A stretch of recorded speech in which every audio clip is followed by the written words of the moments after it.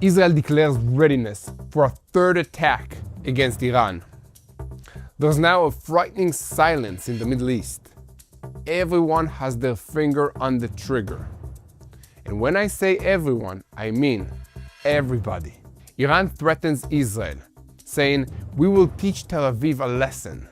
An unprecedented crisis is taking place. The rift between Saudi Arabia and the United States is deepening. Is this bin Salman against Trump? Today, we will bring you all the information about the Saudi break that shook the Gulf. Israel imposed sanctions on Iranian crypto wallets that were used to fund the Hezbollah terrorist organization with millions. And meanwhile, the IDF is tightening the siege on Hezbollah terrorists in southern Lebanon. Iran announces the round of negotiations in Doha has ended. An initial agreement was reached on releasing funds to Iran. And according to reports, Iran and the United States agreed on releasing $3 billion to Tehran, a shakeup at the top of Iran. Mustafa Khamenei removes a senior figure in the Iranian ruling system. The framework of the agreement with Israel places Lebanon before the greatest decision in its history. High alert in the Arabian Sea. An American helicopter landed on the waters. An American soldier is missing. And Iran returns to exporting oil. 40 million barrels in 2 weeks, and a 20% premium. I'm Il Pinto. With me is Mati Shoshani.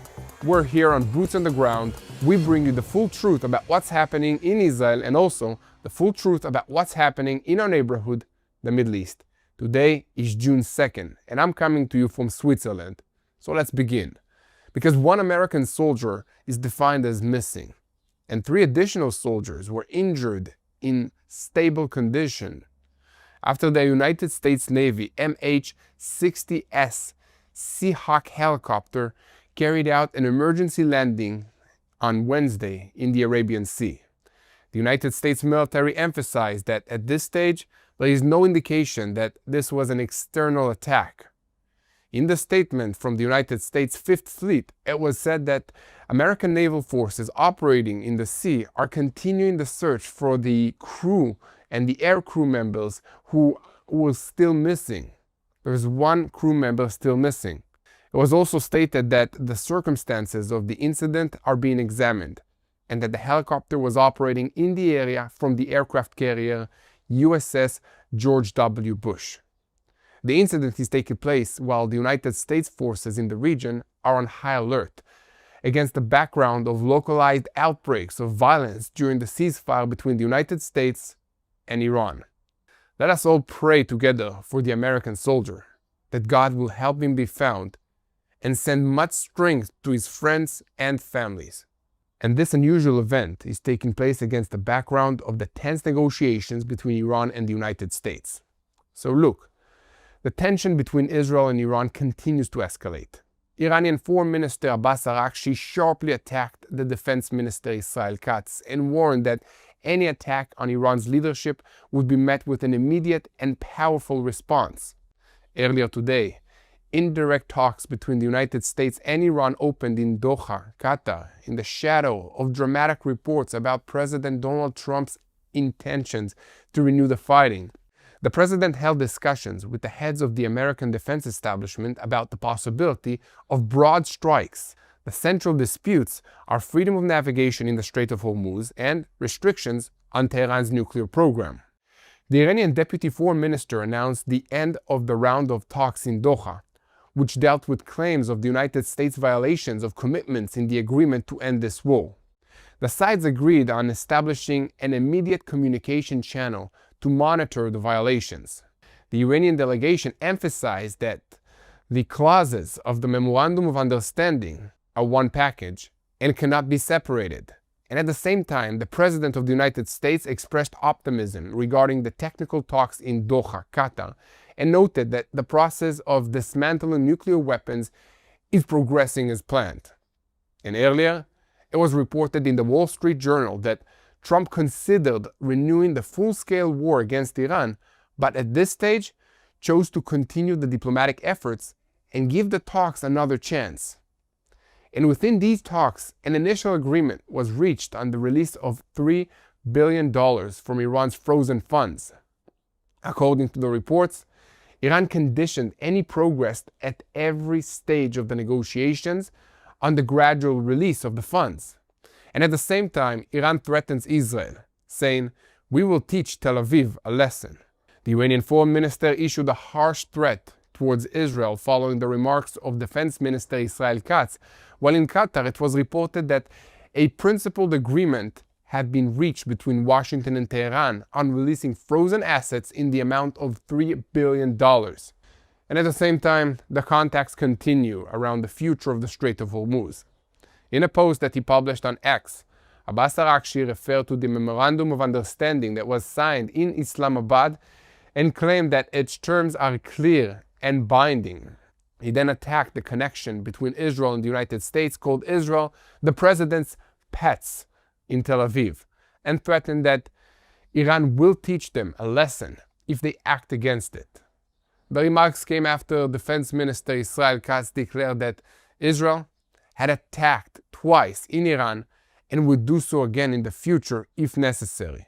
Katz emphasized that Israel will not allow Iran to obtain nuclear weapons, and that the IDF will continue to operate also in the areas of Lebanon, Syria, and Gaza. Alongside the verbal confrontation, El Arabiya reported initial progress in the indirect contacts between the United States and Iran in Doha, Qatar. According to the report, a principled agreement was reached to release about $3 billion from the frozen Iranian assets, and according to the sources, the release of the funds will be carried out in stages, with each installment depending on future progress in the negotiations.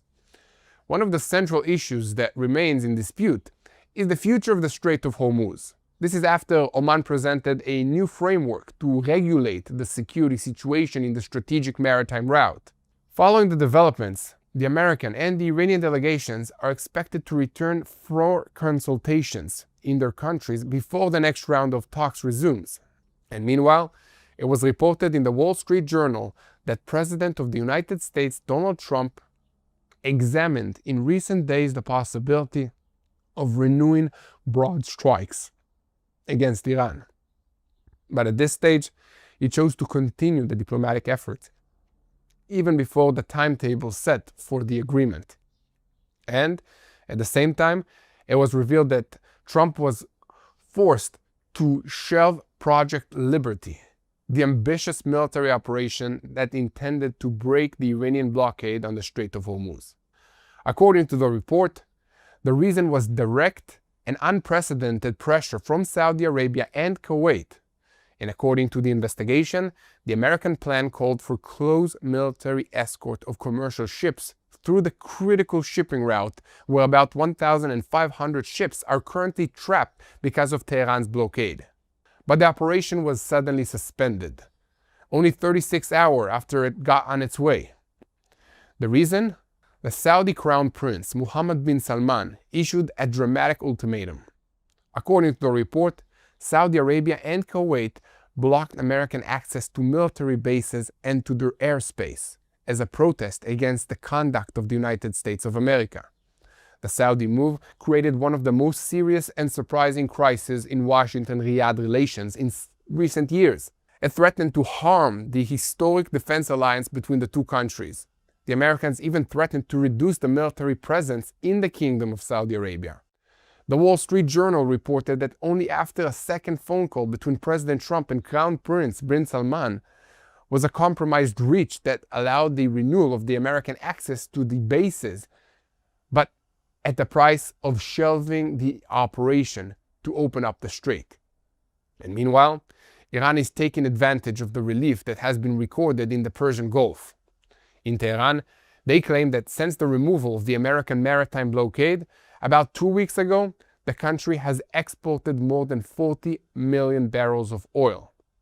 According to tanker tracking companies, the export volume may even approach 50 million barrels. For Iran, this is a rapid return of the central source of income, after a period in which the oil ports were restricted and export almost completely stopped. Tens of millions of barrels were sold within a short time and may generate revenues of billions of dollars even after insurance costs, transport, and discounts to the buyers. And after months of nerve-wracking waiting, Iran is revealing the details of the giant funeral of Ali Khamenei and sending a resounding diplomatic message. 4 months after the elimination of the supreme leader at the beginning of the war, Iran is preparing for an event intended to close an area and demonstrate uncompromising power before the entire world.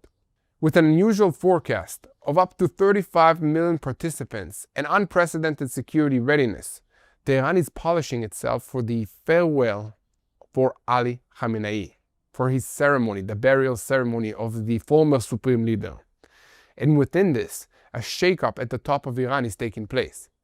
According to a report in the Iranian opposition, Supreme Leader Mustafa Khamenei is planning not to extend the term of the head of the judiciary, Ghulam Hussein Husseini Ejei. The move, if carried out, is expected to be part of the reorganization of the centers of power in Iran and the appointment of senior officials more loyal to the new leadership. And this brings us back to Lebanon. The framework agreement between Israel and Lebanon is not only a new security arrangement, it is a historic test for the future of the Lebanese state. Its supporters see it as an opportunity to restore sovereignty and reduce Iran's influence. The commander of CENTCOM arrived in Lebanon in order to establish a coordination mechanism with the IDF. Admiral Brad Cooper's visit was intended to accelerate the establishment of the pilot zones for the IDF's withdrawal. And meanwhile, in the camp of the Hezbollah terrorist organization, they're trying to form an internal front in Lebanon against the agreement. But so far, they're running into difficulties. And on the ground, IDF forces operating in Lebanon have thwarted in recent days several Hezbollah attempts to reach the terrorists that are trapped inside the underground compound on the Ali Tanner Ridge in southern Lebanon and to assist them.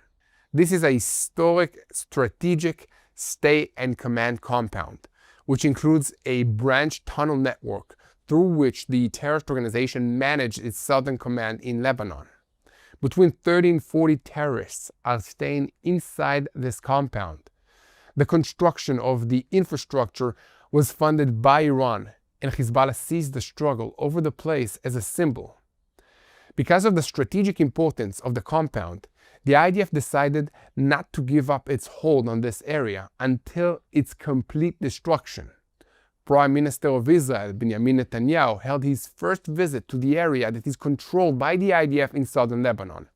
And during the visit, he received a security briefing on the activity of the forces, on the struggle against Hezbollah's tunnels, and on the continuation of the Israeli hold in the area until the threat is removed. And will the IDF fighting in Gaza resume? The Southern Command of the IDF has completed the operational plans for renewing the fighting in the Gaza Strip, but the political echelon instructed the IDF to focus efforts on the northern and the eastern arenas. So there's a lot ahead of us. So let's dive into the details. I'm Yair Pinto, with me is Mati Shoshani, and we are here on Boots on the Ground. We bring you the full truth about what's happening in Israel and about this war against the Revolutionary Guards in Iran, which is the head of the crumbling axis of evil in the Middle East. And just before we begin, I want to call on you to keep spreading the truth. Share our content with as many people as possible. Click on the subscribe button. And most importantly, don't forget to look for me, Yair Pinto, and for Mati Shoshani on our social media accounts to get a view through our eyes of what it's like to live in Israel under this war. Because while the world debates politics, Christians in Nigeria are being slaughtered. Villages are under attack. Homes are burned to the ground. Pastors are murdered. Families running for their lives in the middle of the night. This isn't history. This is happening right now. And most of the world is silent or doesn't even know what's going on there. That's why equipping the persecuted exists. Within hours of every kind of attack, equipping the persecuted is sending their teams to the ground to deliver emergency medical care, food, and support to families who have lost everything. But they don't stop there. They train local security teams. They establish early warning systems. and help protect entire villages from the next attack. They care for the widows. They protect the orphans. They stand in the gap when no one else will. Last year alone, over 100,000 lives were impacted, but the attacks are increasing and the need is urgent. So you can help right now by donating at persecuted.com/TBN. Again, that's persecuted.com/TBN. Make a donation, save lives, and let's get back to the news. And now, we will move to our senior Middle East correspondent, Mati Shoshani. And Mati, is the crisis between Saudi Arabia and the United States a sign that even Washington's allies no longer trust Trump to manage the confrontation with Iran without burning their security? And does this indicate that bin Salman is afraid of the regional price of an open war? This whole story with Saudi Arabia, where reportedly during Operation Freedom, they tried to actively block the U.S. from using their country, their airports, their airfields, their ports as a launching pad for protective operations against Iran. This is a very, very concerning story. It's concerning on multiple levels. The top tier, the most visible layer of the concern I would have here is the fact that it shows us how successful Iran has been in threatening, in terrorizing their neighbors. Now, why do I say this? Think about Saudi Arabia for just a second. An immense, a powerful, a very wealthy country that has its own army. Not only that, they have a very deep relationship with the United States in general, and specifically with President Donald Trump. And despite that background, and despite the fact that they requested, they desired, they asked for U.S. presence on the ground in their country, they asked for U.S. protection and U.S. defensive measures to be deployed in their country, despite all of that, they still pushed back when the U.S. was going to go against Iran based in Saudi Arabia. And the reason is not that they were opposed for American policy, the reason is that they are afraid of Iran. And this is the terrible part of asymmetrical warfare. Despite the fact that the U.S. is much stronger, despite the fact that the U.S. has shown, well, superiority when it comes to every possible aspect, both military, financial, geopolitical, on every possible level, the U.S. has shown superiority. And yet, despite all of that, Iran is still scarier to the Saudis. And by extension, Iran is still scarier to the Qataris, the Omanis, the Emiratis, maybe to a lesser degree. I'll get to that in a second. Now, Saudi Arabia has played this game in the past too. This isn't pure fear, and it also isn't pure politics. They, for many, many years, have tried to figure out what the best alliance is. And I need to remind you that under the Biden administration, following the assassination of Khashoggi, a Saudi journalist outside of Saudi Arabia in Turkey, if I recall correctly, the U.S. almost severed its ties and lowered the level of its diplomatic ties with the Saudis because of the human rights violations the government was carrying out. And when that happened back then, the Saudis went and started formalizing relationships with other countries as if to signal to the U.S. administration that we're not wholly, not completely, not only dependent on you. So we need to remember that background to the story. But the scary thing here, the concerning thing here, the point to really delay on is the situation related to Iran. Iran, with an inferior army, has been able, with their threats of violence and terrorism, to scare their neighbors sufficiently that they would not want to partner, not want to work together with the United States. Operation Freedom is a great example of that. The U.S. said, we're gonna blitz through Iranian lines. We're gonna blitz through Iranian defenses in the Strait of Hormuz. And if they try to attack ships, we will make sure that those ships are safely passing through the Strait of Hormuz. And they called on many countries, both the Gulf states and European countries, to work alongside them. Now, technical difficulties aside, and the fact that most European countries at this point would have substantial trouble fielding any kind of substantial naval power in real time to the Gulf, aside from that point, many countries responded in fear to that proposition. Many countries responded with huge amounts of concern over the fact that they don't want to go up against the Iranians. They're comfortable asking the U.S. for protection. They're comfortable to have the U.S. fight their wars for them, but they're very uncomfortable being the ones on the forefront of that war. And I need to tell you, if I lived in a Gulf state, I might share that opinion. It takes a whole lot of bravery and a whole lot of courage to assume that the US and you would have the upper hand against Iran.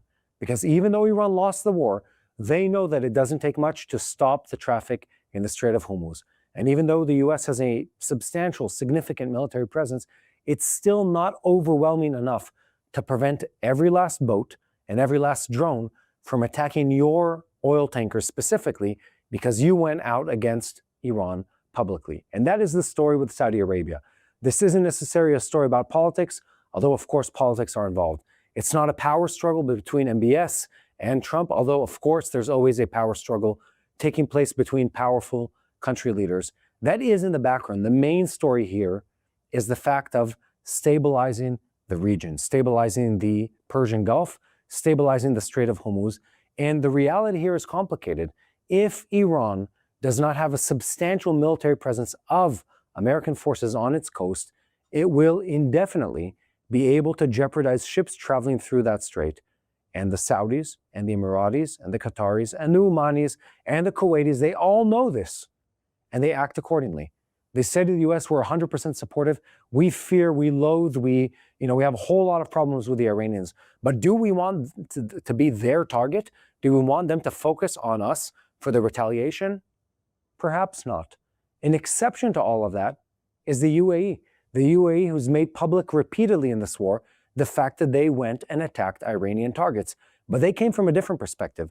They realized, or they came to the conclusion, that they must stand up and fight for themselves to make sure that Iran does not threaten them in the future or realizes that they will fight back. But it was mostly symbolic, mostly small, mostly on a strategic level insignificant, even though it does make a loud message or send a loud message to Iran. What's the story here? The story here is that signing a deal with Iran has proven to be almost impossible. And yet the Iranians have been successful also at scaring their neighbors sufficiently that those neighbors refuse to actively participate and partake in the war against their enemy, Iran. And that leaves the US in a very problematic situation. The US needs to win. It needs to win conclusively. And it needs to be able to show the Iranians that they can bring peace and order to that region of the Middle East. And if that doesn't happen, then we're in a problem because the entire prestige of the US fighting force relies on the fact that that massive army, that massive Navy, that massive Air Force is able, massive Marines, of course, are able to fight against Iran and beat them. Who's looking at this? The Russians are looking at this to decide what they're going to do with the Ukraine. And the Chinese are looking at this to decide what they're going to do in the South China Sea and, of course, versus Taiwan. This affects everyone. And that's why this is so important, so crucial, so unpleasant of a conflict. The US knows this. That's why they're doubling down both on the negotiation and the military pressure, but also the Iranians know this. And that's why they are being so belligerent and so, well, let's just give it to them. They're showing such a level of resolve in sustaining a beating from the United States, both financially and militarily, because they know that if they survive, that in itself is a win. And that's a complicated reality we must face right now in the Middle East. Mati, has Iran found its most dangerous formula so far? Do not start a full war, but to earn money, time, and oil under the constant threat of war? That is a great question because it exposes the very dangerous, doctrine that the Iranian regime is carrying out right now versus Israel and the United States. Because the traditional methodology, the traditional process would require the following. You end hostilities, the war ends, you sign an agreement, you move on with your life. But what if Iran doesn't actually want to end the war, ever? What if Iran doesn't actually plan, have the ability or the desire to actually sign an agreement? Where does that take us? To a forever war against Iran? Does the US have that capability? Does Israel have that desire? Those are very, very difficult and, painful questions, because the reality on the ground is that the Iranians have shown us several different things in recent months. And by extension, if you really follow their track record over the last 20 plus years, it really informs how they operate. And the following is their modus operandi. They continuously lie, they continuously deceive, and they push only for one agenda and one agenda only. Strengthen the government, the regime in Iran, continue building their tools of destruction, the ballistic missile program, the nuclear program, the proxy warfare, and now their new favorite tool in the arsenal, which is closing up the Strait of Hormuz. That's the painful reality of the way these people have been operating. And it is, well, it's concerning because it works. That's why it's concerning. They are continuously able to draw out the negotiations while they cause damage. Now, for a while there, several months actually, the US was able to impose a substantial military blockade on Iran. And that blockade cost them a lot of money. But we're sort of moving past that point. And the blockade is easing on Iran and other countries by reports that we're hearing, which means that the Iranians are starting to make money again. We also know that the US has become far more lenient and reserved in their responses to Iranian violations of the ceasefire, whether done domestically near Iran or in other countries.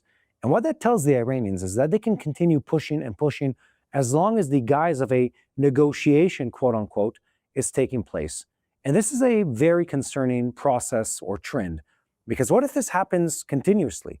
What if we have now months of this or years of this, of a so-called ceasefire that isn't actually a ceasefire, of a so-called open Strait of Hormuz where it's not actually open and countries are paying a traverse or travel fee through the Strait of Hormuz, also known as paying protection to organized crime? That's what's happening there right now to Iran and to Oman, who've stated publicly that they're planning to collect a fee from the ships traveling through the Strait of Hormuz, which is both a sign of power and control, and of course a way to make money. So big problem all around. And what this really informs us is that we have to change methodology, is that the only method that works against Iran, and we've seen this consistently in recent months, is when the military campaign is at maximum pressure, when the financial pressure is at the highest level possible, and when those are combined with a very strong negotiation tactic. The minute you give them any kind of gap, any kind of opening, any kind of wiggle room, they go back to causing trouble. They go back to playing their dirty games. They go back to cheating and lying. And let me give you a little of a backstory here. Iran was supposed to cancel their nuclear military program multiple times. But if it wasn't for Mossad operations over a 20-year period, they would have already had a bomb more than a decade ago. That's the reality. And the same applies to many other fields of operation for them. If they weren't stopped time and time again by Israel intelligence and other countries' intelligence, then they would have long ago carried out a long series of terrorist attacks against Western targets around the world. This is the nature of the Iranian regime, and we need to recognize it as such. And therefore, the understanding of both their nature, their method of operation, and the fact that it serves their best interest to draw out this negotiation indefinitely, as long as there's not a lot of military pressure on them, that should inform us on what the next steps are. And the US needs to go back to what it did in Islamabad, Pakistan. Very, very, very strong negotiation tactics. When the Iranians play games, you withdraw from the negotiations. When they even blink at the wrong time, when it comes to the Strait of Hormuz or otherwise, bang, military campaign on their head. That should be the methodology when it relates to Iran, because otherwise, we're going to be where we are right now, but also in 6 months, in a situation where technically the Strait of Hormuz is open, but practically countries are paying, well, they're paying a fee to the Iranian regime to travel through the Strait of Hormuz, where Iran is free to trade and to sell oil, all the while jeopardizing global trade for other countries around them. That's the situation that is going to happen, and we simply can't allow that to be the scenario. And my prayer, my hope, my request to you guys to also pray and stand with Israel on this topic is to pray that the Trump government, the Trump White House, has enough resolve, has enough of a tailwind politically to really go all out against the Iranian regime and stop their reign of terror. We maybe can't replace their government right now, or are not willing to take the steps necessary to do that, but we can cause enough damage, enough pressure on them to create a substantial agreement. We can slow down their nuclear program, we can shut down their ballistic missile facilities, we can put financial chokeholds on their economy of exports of oils and the frozen assets they have elsewhere. There's a lot that can be done. We need the resolve to carry through on that topic. The flip side here is quite dramatic and quite negative. If we don't do that, if the US, if Israel are not strong against Iran, we're going to witness an Iran even stronger, an Iran even more belligerent, and Iran even more willing to violate every agreement and every term paper and every MOU that they've ever signed. And they've done this repeatedly in the past. And if we don't stop them, well, that is bad news for the world. That means in 12, 18, 24 months, we're back at the same place, fighting against an Iran that has rebuilt its army with cash that was given back to it from the United States. And if that sounds absurd to you, if that sounds bad to you, well, it should. We've been in this rodeo show before. We've seen this happen repeatedly in the past, under Biden, under Obama, even with Trump in a past term. It took too long for Western countries to understand what Iran was trying to do, how far they're willing to go in lying and deceiving any supervising mechanism that is placed on them, and how resolved and clear we need to be in not letting them get away with it. That is a simple truth. There are no pleasant truths here, and there are no easy outs from this equation. Only power, only violence, only pressure on Iran to prevent them from once again regaining power and going back to be the bully of the Middle East that they've been for so many years. Mati, is the battle over the Ali Taher compound in southern Lebanon a greater test than all the political declarations? Because there, we will know whether Hezbollah has truly weakened or is only waiting for the diplomacy to save it. There's this really bizarre story that happens every time that a terrorist organization seems to be almost broken, where suddenly countries around the world feel that now is the time to save the terrorists. And this is exactly the case right now in southern Lebanon. The IDF, according to multiple reports, has a whole lot of terrorists that are cornered in an underground bunker system in the southern part of Lebanon. And international organizations, including Hezbollah, the Iranians, their good friends and patrons, and several other human rights champions around the world are saying, we know what the problem is. Israel is the problem. Let's call on Israel to stop attacking Hezbollah. Here's the reality. Hezbollah is an organization that has taken a beating from Israel. This war has seen Hezbollah sustain more casualties than in previous wars, even though it's much shorter and less and more limited in the scope of the warfare that's taking place. The IDF has taken notes. It has learned lessons. It's become far more effective in eliminating Hezbollah terrorists on the ground. In the past war, in Operation Midnight Hammer, in June of last year, 25, Israel carried out a lot of attacks. They used intelligence by the Mossad, such as the pager attack, the walkie-talkie attack, and the payphone attack. I'm just kidding, I just made the last part up. But the reality is we eliminated much of their terrorists by strategic attacks, be them bombing attacks or aerial attacks. This time around, the IDF on the ground, working hand in hand with the Air Force, has been very lethal to Hezbollah terrorists in a good way for Israel. We've been eliminating their leadership and their soldiers on the ground on a daily basis. Hezbollah is very concerned, and there are Iranian overlords that have paid for all this goodness. The Hezbollah terrorist organization, they too are putting pressure to stop this. And Iran is hoping, and Hezbollah are hoping, that the diplomatic buzzer, that the ceasefire buzzer, well, that bell rings before Israel has caused more damage to the Hezbollah terrorist organization. That is the simple reality here.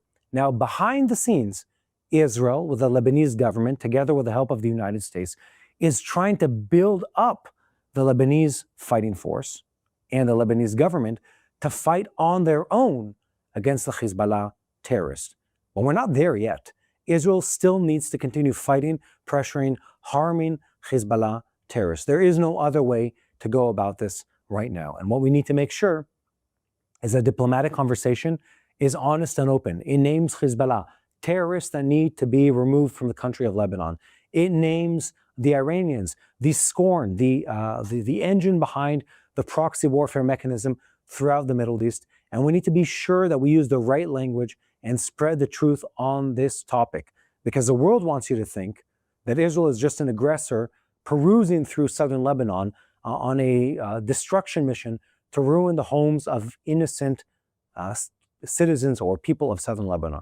That's not the case. The IDF is traveling through southern Lebanon, destroying Hezbollah terrorist infrastructure that has been to the cost of billions of dollars only to harm the people of Israel. And Hezbollah wants you to think, and the Iranians want you to think, that we're just there to harm the people of Lebanon. Well, let me tell you a very well-known secret, that Hezbollah does not represent the people of Lebanon.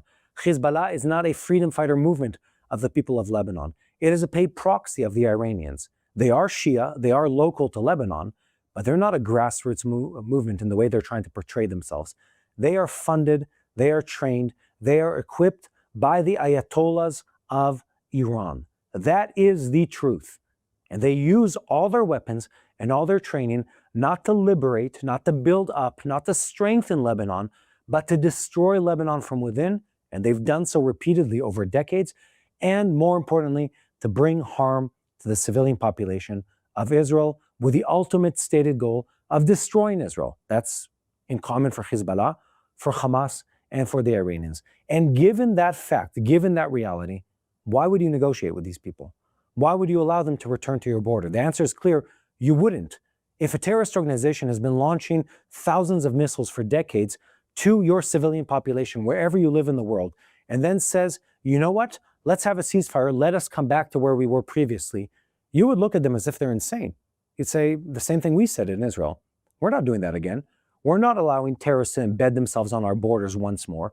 We will protect our borders. We will fight against the terrorists. We will eliminate those terrorists until they stop being a threat to the people of Israel. That's both our right as far as international law goes, but it's also a requirement for the Israeli government to uphold its pact with the Israeli people that the government protects the people against enemies from outside and enemies from within. And Hezbollah is exactly that. And Iran is exactly that. And we need to stand up and fight them and crush the terrorist organization until it is no longer a threat to the people of northern Israel. Full stop. No negotiation needed, no conversation needed. We need to rally up as many allies as we can, the Lebanese government, the Lebanese army, the United States and European countries, and remove the disease that is the Hezbollah terrorist organization from Lebanon once and for good. That should be the goal. No one should think of letting them remain. No one should think that before they are broken as an organization, we should suddenly be merciful to them and allow them to regain their power and rebuild so they can once again threaten and harm the people of Israel. Why should we do that? What is the logic with this conversation? And the answer is, there is no logic. We shouldn't do that. Israel should be supported in destroying the evil that is the Hezbollah terrorist organization, an organization that has killed countless Americans and Israelis and many other nationalities over the years with the stated goal of promoting their evil, evil agenda. There's no question about it. They've been open about it. They've been clear about it. And all we need to do is take them at their word. And their word says they will keep fighting until they destroy us. So we might as well destroy them before they get the chance of doing that once more. Thank you very much, Mati Shoshani. That really helped us better understand what we're dealing with. And to all of you, continue spreading the truth. Share our content with as many people as possible. Click on the subscribe button. Look for Yair Pinto and Mati Shoshani on our social media accounts. Because a foreign container ship became stuck in the Strait of Hormuz after sailing through a route that was not designated by Iran. This is not just another small maritime incident. This is a clear Iranian message. Anyone who does not accept Tehran's new rules of the game could get stuck, be stopped, or become part of the next crisis.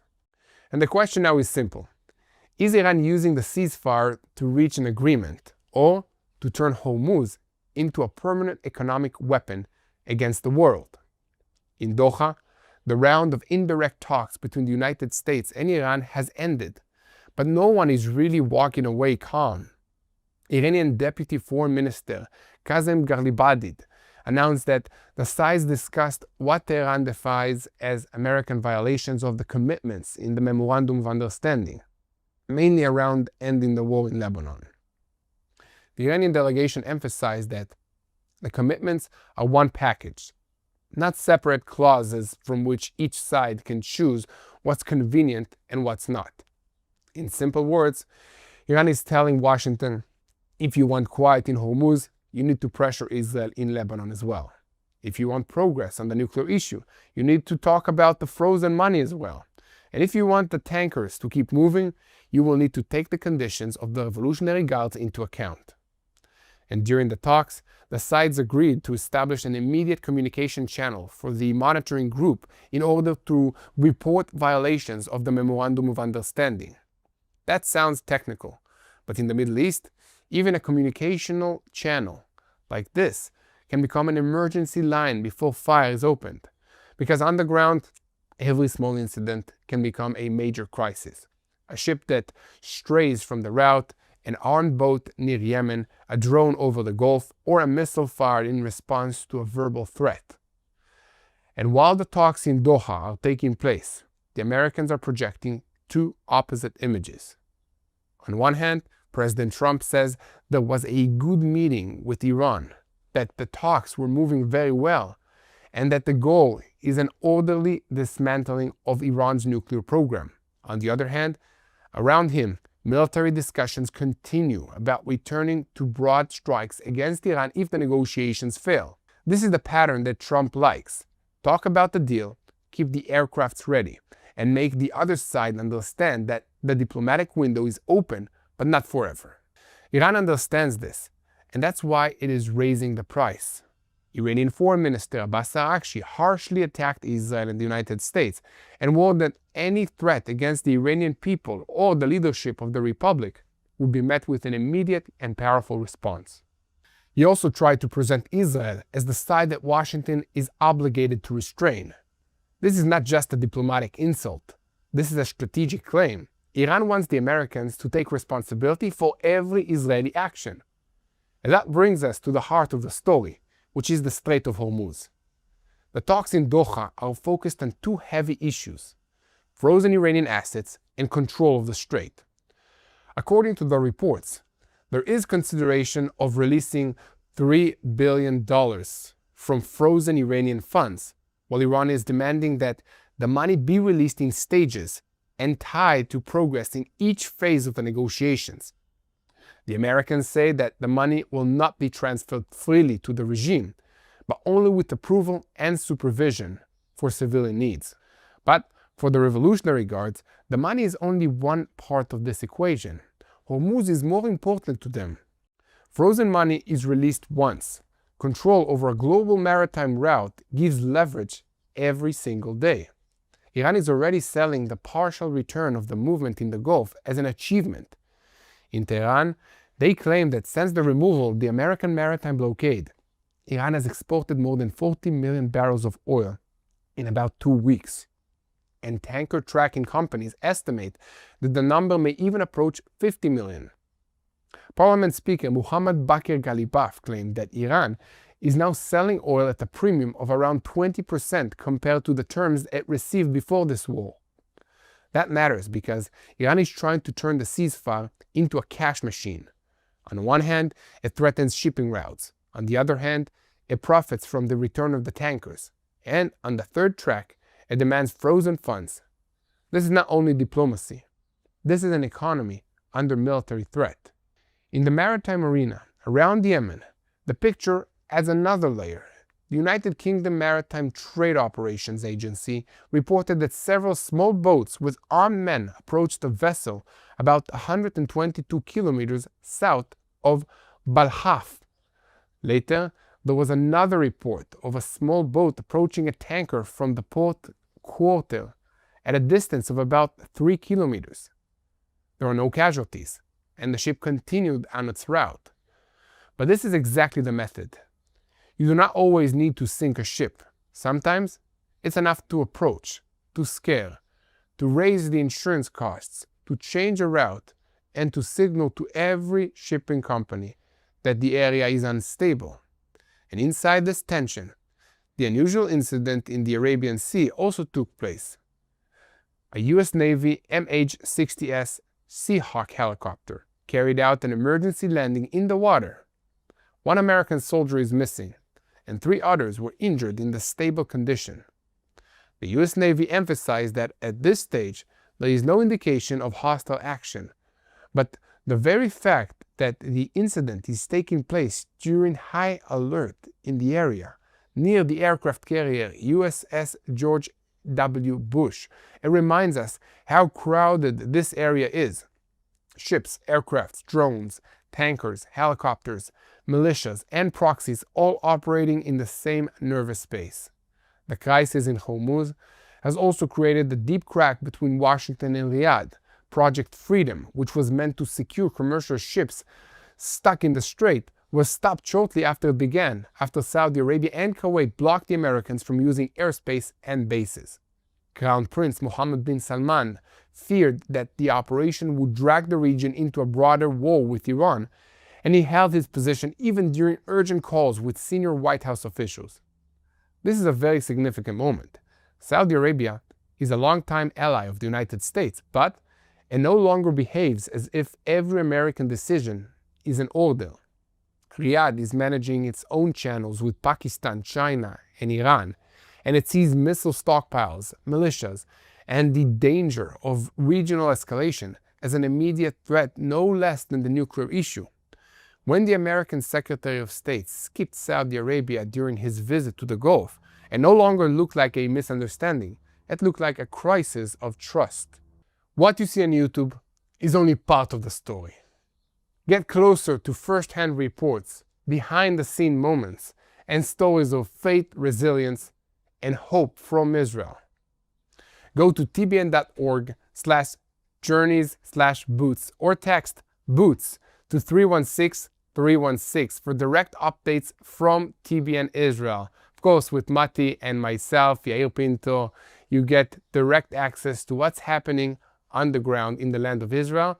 And our goal is for you to know what's happening and know how to pray for the situation, for the peace of Jerusalem. That's what we're doing, and we need your help. So you can help us by hitting the subscribe button, by leaving a comment, and let's get back to the news. Because Israel is drawing a clear line in the front, in the north and in the Gaza Strip. So in the north, Defense Minister Israel Katz said at the memorial ceremony for the fallen of the Second Lebanon War that we will not wait until the threat knocks on our doors. According to him, Israel has already struck twice in Iran with preemptive blows, and if necessary, it will strike for a third time. He added that the IDF will not withdraw from the security zone in Lebanon, Syria, and Gaza without the time limit. As long as the threat to Israeli communities comes from there, the IDF will stay there. Prime Minister Netanyahu sharped the same idea exactly. He said that Israel will not accept a reality in which a terror army builds tunnels that can penetrate our border, and that Israel will remain in the protected strip in southern Lebanon for as long as needed. His most important sentence was this: the Gaza envelope is now inside Gaza. The Lebanon envelope is now inside Lebanon. This is the new security doctrine. We do not wait for the enemy on the fence. We move the defensive line into the territory from which the threat comes. On the ground, this is already happening. On the Ali Tahrir Ridge in southern Lebanon, IDF forces have thwarted in recent days several Hezbollah attempts to reach terrorists that are trapped inside an underground compound and assist them. According to the Northern Command assessments, between 30 and 40 terrorists are inside this compound. This is a strategic stay and fight compound and infrastructure with a branch tunnel network. From this area, Hezbollah managed parts of its southern command in Lebanon. The infrastructure was funded by Iran, and Hezbollah sees the site as a symbol. That's why the IDF is not rushing to leave. It's holding the area until its complete destruction. And at the same time, Israel and the United States are working with the Lebanese army to establish a coordination mechanism. CENTCOM Commander Admiral Brad Cooper arrived in Lebanon in order to accelerate the creation of pilot zones for a controlled Israeli withdrawal.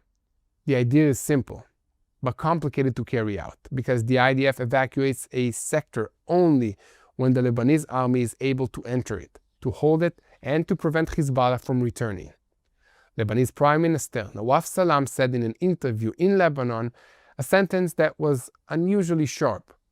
The parties that are firing need to stop firing. Hezbollah and the Revolutionary Guards need to stop the fighting, not me. He also made clear that there are misconceptions around an Israeli withdrawal from Lebanon within 60 days, and that such a thing does not appear in the text of this agreement. In other words, even in Beirut, they understand you cannot sell the public the illusion that Israel will withdraw while Hezbollah remains armed and ready. Hezbollah is trying to build a rejection front inside Lebanon. But it's not moving forward easily. There are parties that oppose the agreement and call it an agreement of disgrace. But there is also a Lebanese camp that understands that the real question is not Israel alone. The question is whether Lebanon is capable of returning to being a sovereign state or whether it remains an Iranian file inside negotiations between the powers. And at the same time, Israel is also hitting the money that keeps this axis alive. The Ministry of Defense exposed sanctions and imposed them on 37 Iranian crypto wallets in which digital currencies worth more than 24 million shekels were identified. The infrastructure, exposed in cooperation with the intelligence bodies, was used by the Revolutionary Guards to transfer terror funds to proxies in the region, including Hezbollah in Lebanon. Israeli Defense Minister Katz said it clearly: the campaign against Iran is not taking place only on the battlefield, but also in the fight over the money that drives terrorism. In the south, Gaza has not disappeared from the picture. It has simply moved down in the operational order of priorities in relation to Iran and Hezbollah. Southern Command has completed plans for renewing fighting in the Strip if necessary, but the political echelon has instructed the IDF to focus efforts on the northern and the eastern arenas. And meanwhile, in the Intelligence Directorate, they're identifying heavy economic pressure inside Hamas. Senior figures are resigning, salaries are not arriving, and the chain of command is being worn down. And still, Hamas is not sitting and waiting. According to a presentation that was prepared in the IDF, the organization is recruiting young men aged 18 to 22, training new Nukhba units, producing hundreds of explosive devices and rockets each month, and accelerating smuggling of drone parts and additional equipment. This is exactly why the IDF continues to operate along the yellow line in the Gaza Strip and to thwart immediate threats. And yesterday, in the southern parts of the Gaza Strip, Adel Jihad Muhammad Asfour, a platoon commander in Hamas's military wing, was eliminated from the air. He advanced the planning of explosive devices against IDF forces throughout the war, and recently tried to restore the organization's capabilities and advance terror plans in the immediate time frame. The IDF and the Shin Bet defined him as a direct threat to the forces, and therefore he was removed from the equation. Inside Iran, the internal situation is no less tense. Tehran is preparing for the giant funeral of Ali Khamenei, who was eliminated in the opening strike of the war. According to Iranian preparations, millions are expected to take part in the ceremonies that will be held in several locations including Tehran, Qom, Iraq, and Mashhad. The slogan around the events is revenge, and the symbol is a clenched fist. More than 14,000 media personnel have registered to cover this event, including more than 900 foreigners, and the regime wants to turn the funeral into a global show of force.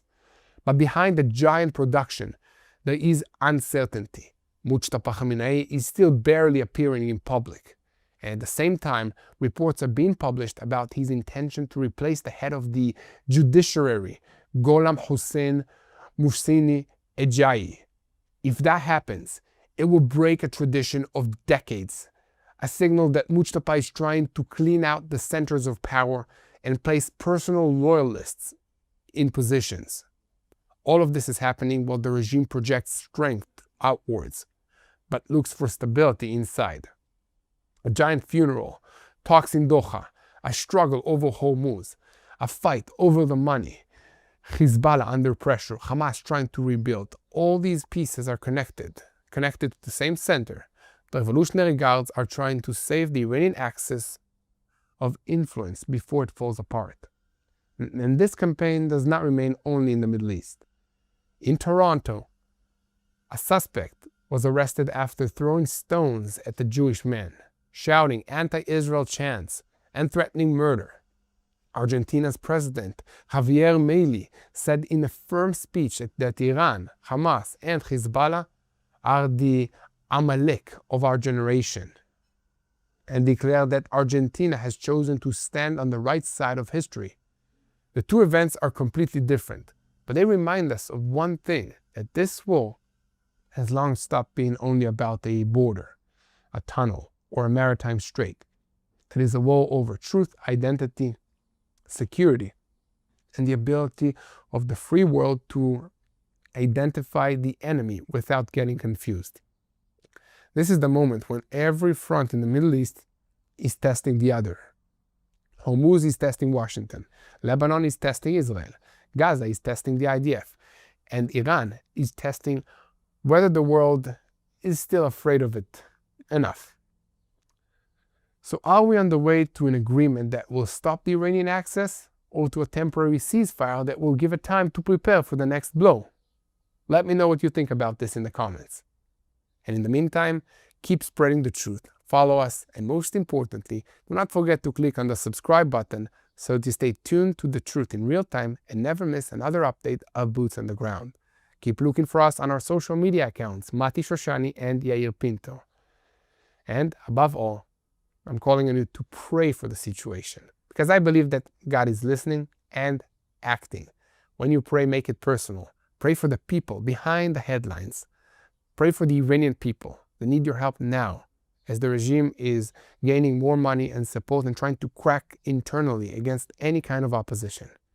Pray for the people of Lebanon to have the strength to get their country back from the Iranian colonizer terrorist organization Hezbollah that took over their country. Pray for the people of Israel and pray for the peace of Jerusalem.